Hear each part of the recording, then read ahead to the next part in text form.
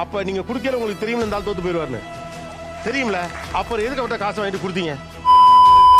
அந்த பாட்டுக்கு 4 பிசினஸ் ஒரே நேரத்துல பண்ணுவாங்களா? வேற ஆளை நம்பி கடை நடத்துவாங்களா? அது சக்சஸ் ஆயிடும். எப்படி சார் நடக்குது? அவர் போட்ட ரீல்ஸை பார்த்து தான் நான் வந்தேன். அது நீங்க தானா? இல்ல இல்ல இல்ல சார் உண்மையை மறைச்சிருவாங்க சார், அப்படியே மேலோட்டம். உண்மை நான் காட்டட்டுங்களா உங்க ரீல்ஸை? எடுத்து காட்டலாம், தாராளமா காட்டலாம். 1.5 லட்ச ரூபாய் நீங்க இன்வெஸ்ட் பண்ணீங்கன்னா மாசம் 1 லட்ச ரூபாய் எடுக்கலாம்னு சொன்னாங்க. உணவு கடைகளை தொடங்கி நஷ்டம் அடைந்தவர்கள், இந்த பக்கம் உணவு கடைகளை தொடங்கி வெற்றிகரமானவர்கள் இருக்காங்க, ஆண்டர்பிரனர்ஸ் இருக்காங்க. ஆரம்பியா சீக்கிரம். ஆரம்பிக்க தெரியாம தானே அலமுதிக்கிறதுக்கு அறிவிட்டவனே. எது உங்களை ஒரு உணவு கடையை திறக்கலாம் அப்படிங்கிற ஒரு ஐடியாவை, ஒரு இன்டென்ஷனை உங்களுக்கு பில்ட் பண்ணுச்சு? அத வேற ஞாபகப்படுத்திட்டீங்க. நெஞ்சமெல்லாம் பொண்ணா இருக்கு தம்பி. 1.5 லட்ச ரூபாய் இருந்தா காஃபி பிரான்ச்சைஸ் எடுத்து மாசம் 1 லட்ச ரூபாய் சம்பாதிக்கலாம்னு சொன்னாங்க. அதை நம்பி தான் ஏமாந்தேன். மூட்டை பச்சை கொள்ளும் நவீன மிஷின் என்ன சொல்லி வித்த? அது ஒரு ஸ்கேம் சார். 1.5 லட்ச ரூபாயில பிசினஸ் ஸ்டார்ட் பண்ணலாம்னு சொல்லிட்டு 10 லட்ச ரூபாய் வரைக்கும் எடுத்து விட்டுருவாங்க. எங்கால் கலெக்ஷன் வரும்போது நீங்க பணம் கட்டலனா கோர்ட்டு கேஸ் பல கேவலங்கள் சந்திக்க வேண்டி வரும். அவங்க கொடுக்குற ப்ராடக்ட் எதுவுமே காசுக்கான ஒர்த் இருக்காது. கருப்பட்டியில வெள்ளை சர்க்கரை கலந்து கொடுப்பாங்க. இந்த மாதிரி நிறைய ஸ்கேம் நடக்கும். கம்பெனி சீக்கிரத்தை வெளியே சொல்லாதடா. வாய மூடுறா. அந்த விஷயம் எப்படி உங்களுக்கு வந்து சேர்ந்துச்சு? 1.5 லட்ச ரூபாய்க்கு இன்வெஸ்ட் பண்ணா 1 லட்ச ரூபாய் மாசம் சம்பாதிக்கலாம் சொல்றேன் சார். அது வந்து ஒரு பன்னாட கொடுத்த ஐடியாவில் போட்ட ஒரு சின்ன கெட்டப்பு. ரீல்ஸ் போடுறாங்க பாத்தீங்களா, ப்ரமோஷன் வீடியோ. ஆரோக்கியமான உணவுன்னு சொல்லி தான் ப்ரோமோட் பண்ணுவாங்க. அப்போ ஏதோ ஏமாந்துட்டேன். ஏண்டா இதுக்கு பேரு லேட்டஸ்ட் டெக்னாலஜி மிஷின். வீட்லயே டீ காஃபி சாப்பிட்டு வந்துருவாங்க. அங்க யாரும் வரல. அங்க போய் கருப்பட்டி காஃபி பிரான்ச்சைஸ் எடுத்து வச்சது தப்பு. இதனால இப்படி ஆகி போச்சு. வாங்க என்னடா கூட்டமா வந்து கொத்து கொத்தா திரும்புறாங்க. லாஸ் ஆச்சு 10 லட்ச ரூபாய் கிளாஸ். எனக்கு 1.5 லட்ச ரூபாய் தான் முதலீடே. நீங்க அப்படிதான் சொன்னாங்க ரீல்ஸ்ல. ஆனா 10 லட்ச ரூபாய் எடுத்து விட்டாங்க. புரியுதா? என்னடா புத்தலாட்டாது? ஏண்டா பிரான்ச்சைஸிக்கே 4.25 லட்சம் கொடுத்தோம். அவங்க கிச்சன் எக்யூப்மெண்ட்ஸ் சொல்லி 3 லட்ச ரூபாய்க்கு வாங்கிட்டாங்க வித் ஜிஎஸ்டியோட. இந்த பரஜா இரு உனக்கு பிடிக்கலன்னா காசை வாங்கிட்டு போ. அனாவசியமா பேசி வியாபாரத்துக்கு இருக்காத. அதுக்கப்புறம் நான் அந்த மாதிரி கான்டாக்ட் பண்ணேன். எனக்கு ஒன்றும் முடியல. வந்து பார்த்துட்டு லொகேஷன் சரியில்லை, நீ வேற லொகேஷன் மாத்துன்னு ஈஸியா சொல்லிட்டு போறாங்க. நல்லா இருக்க மாட்டானா நீ? டிக்டாக் பண்ற. நல்லா இருக்க மாட்டாடா தம்பி. நல்லாவே இருக்க மாட்டா. அதுக்கப்புறம் என்ன சொல்றாங்க, நீ டீ காஃபி ஓலையா ஜூஸ் கடை போட்டுக்கோனே. கருப்பட்டி காஃபின்னு போட போட்டு நான் எப்படி ஜூஸ் கடை போட முடியும்? அண்ணே என்ன அப்ப இதெல்லாம் பொய்யா? அந்த கருப்பட்டி காஃபி ஷாப் வைக்கிறது நான் தனியா வச்சிருந்தனால மொத்தம் 5 லட்ச ரூபாயில சூப்பரா வச்சிருக்கலாம். இறங்கி ஏதாவது செய்யலாமான்ற அளவுக்கு கோவம் வருது எனக்கு. அந்த அளவுக்கு கோவம் வருது. மற்றவங்களுக்கு ஃபர்ஸ்ட் மாஸ்டர் வந்து ஃப்ரெண்ட்லியாக நடக்கும்போது எக்ஸ்ட்ரா ஓடும்போது எக்ஸ்ட்ரா ஒரு 100 ரூபா 50 ரூபா எக்ஸ்ட்ரா கொடுக்கும்போது அவர் எக்ஸ்ட்ரா டைமிங் இருந்து வேலை பார்ப்பாரு சார். பயப்பிடிச்சிட்டான். எல்லாம் டெக்னாலஜி. இந்த குட்டி குட்டி பிரான்ச்சைஸ்லாம் பயங்கரமா எவ்வளவு ஆகுது? காரணம் எது பிசினஸ் பண்ணணும்னு யோசிச்சாலே ஈஸி டு அடாப்ட் பிசினஸ் இன்னைக்கு எது மாறுதுன்னா பிரான்ச்சைஸ் மாறுது. போயிட்டான். யார்கிட்ட சார் சொல்றீங்க? உங்ககிட்ட தான் போயிட்டான். என்கிட்டயா? கூடிய ஒரு 1000 பேர்ல டேட்டா எடுத்தீங்கன்னா ஒரு 700 பேர் ஜெயிக்கிறாங்க. இந்த பிசினஸ் கத்துட்டு சொந்தமா ஒரு பிசினஸ் ஸ்டார்ட் பண்றதுக்கான ஒரு ரைட் பிளாட்ஃபார்மா இருக்கு. அங்கதுரை ஒரு அளவுக்கு மேல பண்ணாங்க. சொல்ற டேட்டா கண்டிப்பா தப்பு. 30% தான் சக்சஸ் ஆகுறாங்க, 70% அதுல ஃபெயில் தான் ஆகுறாங்க. வெக்கமா இல்ல? வெக்கமா இல்ல? இல்லக்கமா இல்ல? வெக்கமா இல்ல?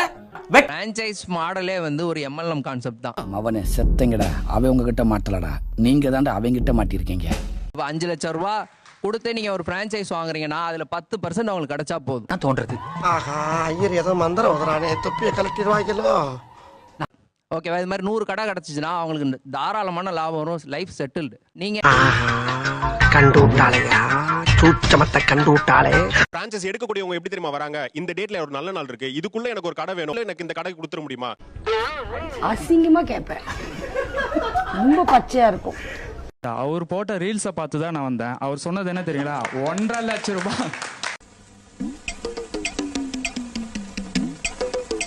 1.5 லட்ச ரூபாயில மொத்த கடையை நாங்க செட் பண்ணி கொடுத்துருவோம்னு சொன்னது அவர் தான். இல்ல சார்.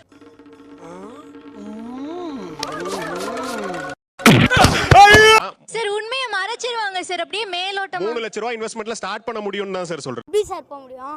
இவங்க பண்றதெல்லாம் என்ன சார் அக்கிரமமா இருக்கு சார்.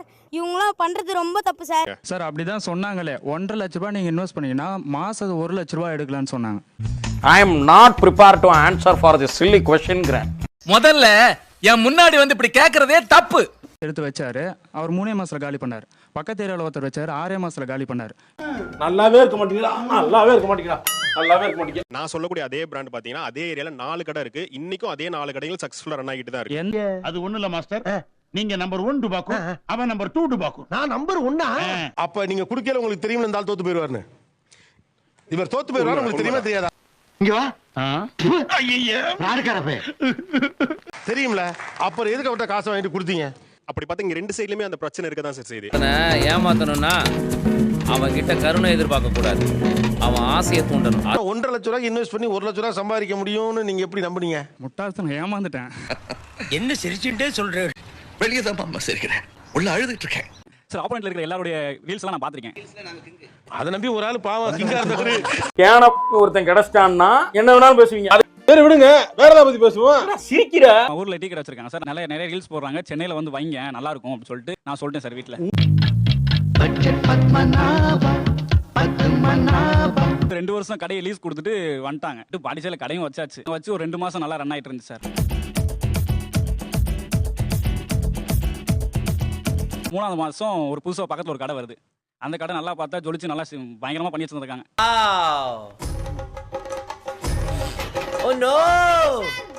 இப்போ நம்ம கடை வந்து லைட்டா அடிபட ஆரம்பிச்சிச்சு. அவ்வளவுதான் சார், விட்டுட்டு மறுபடியும் ஊர்லயே வெட்டிக்கிற வச்சிட்டாங்க. அவ்வளவுதான்.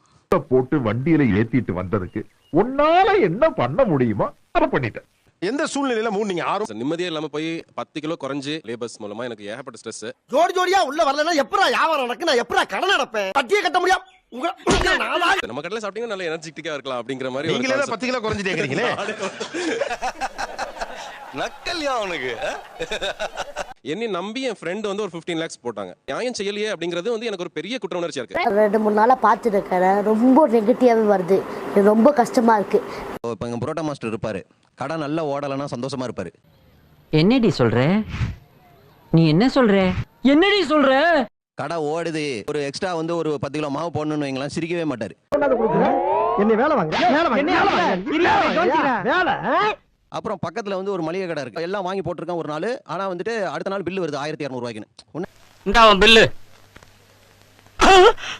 பாவி உடனே நான் தான் எல்லாம் வாங்கி தந்துட்டேனே அப்படின்னு கேட்டா, இது நீங்க வாங்கினது இல்லப்பா, அவங்க மாஸ்டர் அவர் வீட்டுக்கு வாங்கினது அப்படின்றாங்க.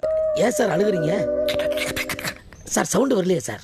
எல்லாரும் என்ன ஏமாத்துறாங்க சொல்லிட்டு நான் கடையை க்ளோஸ் பண்ணிட்டேன். ஆனா கடையை க்ளோஸ் பண்ண அன்னைக்கு தான் நான் சந்தோஷமா இருந்தேன்.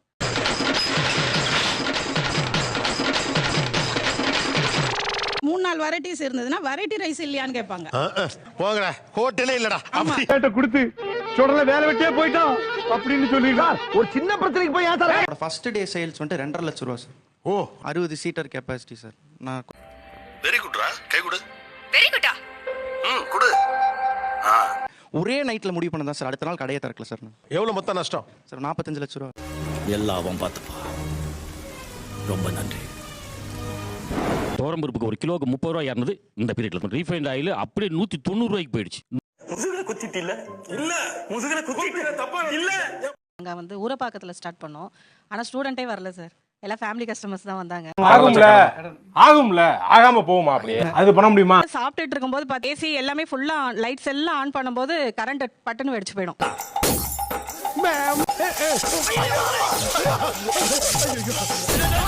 சாப்பிட்டுட்டு இருந்தவங்களாம் திட்டுவாங்க, என்ன எழுந்து போயிடுவாங்க, ஃபுட்டு வேஸ்டா போயிடும்.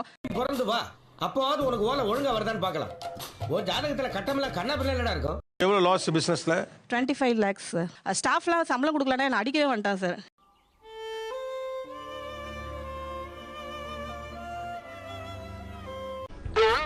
அசிங்கமா கேட்பேன், ரொம்ப பச்சையா இருக்கும்.